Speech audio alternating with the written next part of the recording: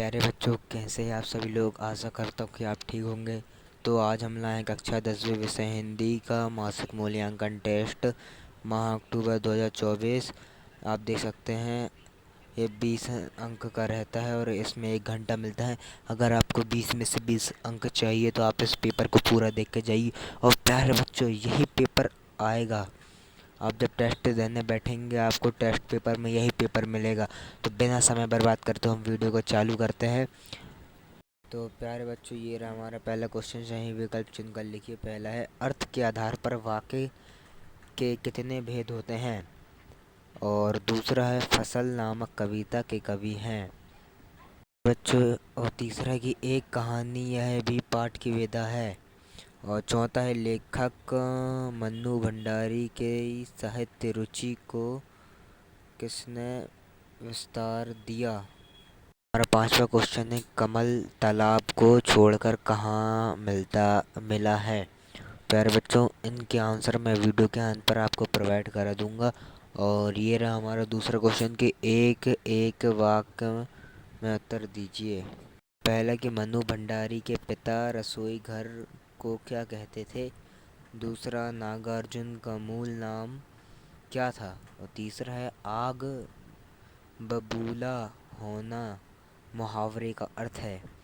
और यह दंतुरित मुस्कान में किसकी मनोहरी मुस्कान का वर्णन है।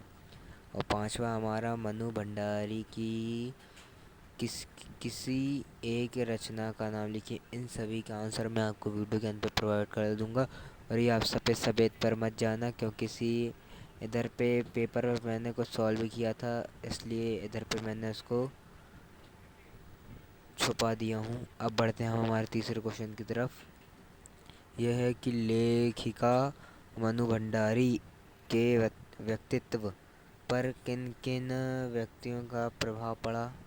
और चौथा है कि कवि के अनुसार फसल क्या है। इनके आंसर भी मैं आपको वीडियो के अंत पर दे दूंगा। और अब बढ़ते हैं हम हमारे पांचवें क्वेश्चन की तरफ। तो ये रहा हमारा पांचवा क्वेश्चन। वाक्यांशों के लिए एक शब्द लिखिए। पहला है, जानने की इच्छा। दूसरा है, दो जो जन्म से अंधा हो। तीसरा है, जो दूसरों के किया उपकार को मानते हों। और छठवा क्वेश्चन है प्यारे बच्चों की, अर्धवार्षिक परीक्षा में बेहतर प्रदर्शन करने के लिए विद्यार्थी एवं विषय शिक्षक के बीच संवाद लिखिए। तो अब हम बढ़ते हैं हमारे आंसरों की तरफ। तो ये रहा हमारा पहले का आंसर। हमारे पहले का आंसर पर बच्चों आप देख सकते हैं। पहले का आंसर है 8। और दूसरे का है नागार्जुन। तीसरे का है कहानी। चौथे का है उनके पिता ने। और पांचवे का है झोपड़ी। और ये रहा हमारा दूसरा क्वेश्चन। ये हमारा दूसरा क्वेश्चन, दूसरे का पहले का आंसर है भटियार खाना। और दूसरा का आंसर है बैद्यनाथ मिश्र। और तीसरे का है नाराज़ होना। चौथे का है एक छोटी बच्चे। और पांचवे का आंसर है आपका बंटी। अब बढ़ते हैं हम तीसरे क्वेश्चन की तरफ। प्यारे बच्चों, हमारा तीसरे का आंसर, आप इसके क्रमांक पर मत जाना।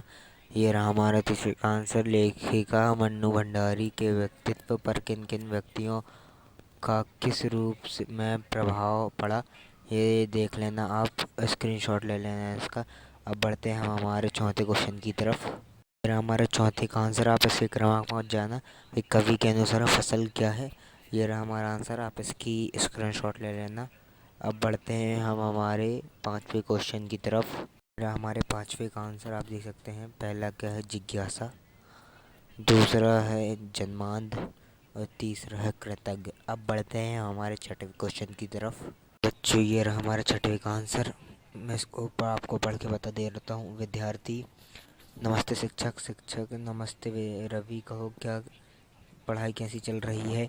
विद्यार्थी, वैसे तो पढ़ाई ठीक चल रही है, पर शिक्षक, पर क्या रवि कुछ खुलकर बताओ।